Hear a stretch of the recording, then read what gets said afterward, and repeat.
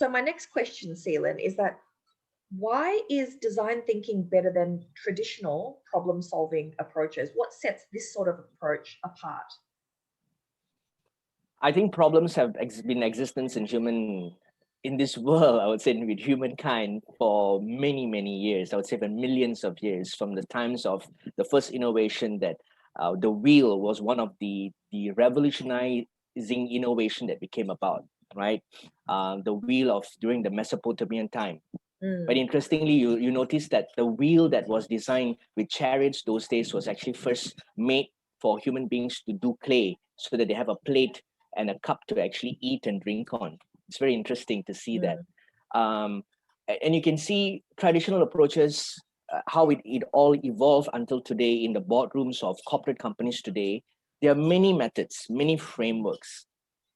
Design thinking, how it's different from that is just it starts with human human being's pain.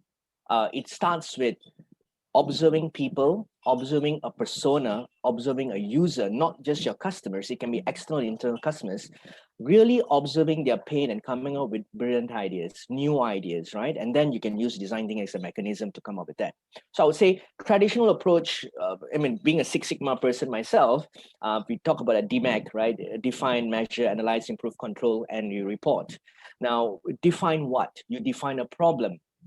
But in design thinking, it's not just defined. It starts with observing a pain or a problem of a particular human being. Because at the end of the day, Friska, if you notice something, everyone has a pain. We mm, don't have a pain, a problem with the wall. It's us that have a problem with the wall, right? And what we do, we paint the wall, we renovate, we break down the wall, we build a new wall, right? We put some different things we do on the wall, make it more creative. You realize that design thinking starts with a human being. It always goes like, yeah, whose problem is it? What is their problem? And mm, in that approach, you notice that if you really can understand the people's pain and observe their mm, unmet needs, not just their needs, Friska, we are talking about unmet needs, which means needs that they don't even know they need. It's like, wow, what do I, how, it's like, if you imagine this, right? If I would have asked you, Friska, would, if I would have removed the keypad from your mobile phone in 2003, would you have said yes to me?